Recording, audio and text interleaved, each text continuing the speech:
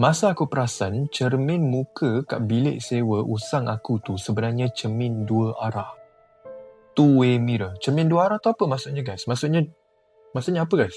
Two-way mirror? Aku ingat ada orang tengah mengintai aku. Oh, basically dia ingatkan dalam cermin tu ada orang lain. Ada orang yang boleh nampak behind cermin tu lah kan. Aku ingat ada orang tengah mengintai aku. Tapi bila aku robohkan cermin tu, aku tersedar rahsia seram yang ada dekat sebalik dinding itu. Oh, dia robohkan cermin tu nak tengok. Cerita ini berlaku masa aku mula-mula kerja dekat sebuah bandar lama 2 tahun lepas. Sebab nak jimat duit, aku sewa satu bilik kat rumah kedai papan lama tingkat atas.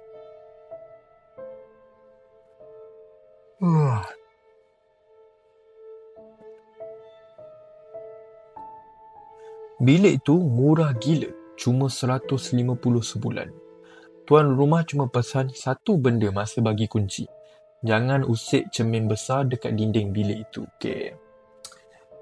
Bilik sewa kalau murah, harga 150 sebulan, lepas tu tuan rumah pun dah bagi warning macam tu. Something wrong lah tu. Red flag.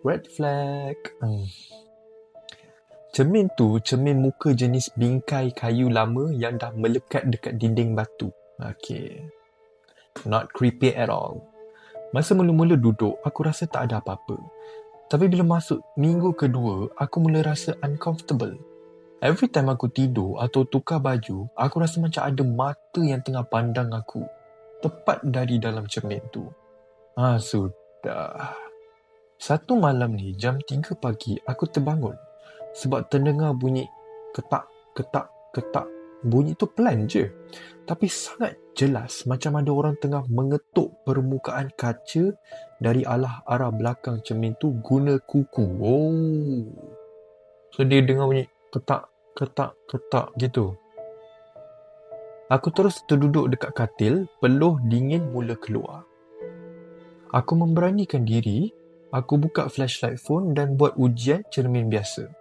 Aku tekapkan hujung kaku aku dekat permukaan cermin itu.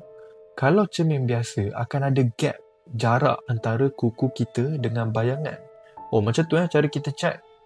Basically, buka flashlight phone, lepas tu letak hujung kuku dekat permukaan cermin tu. Okay. Tapi, masa aku rapatkan kuku, tak ada gap langsung.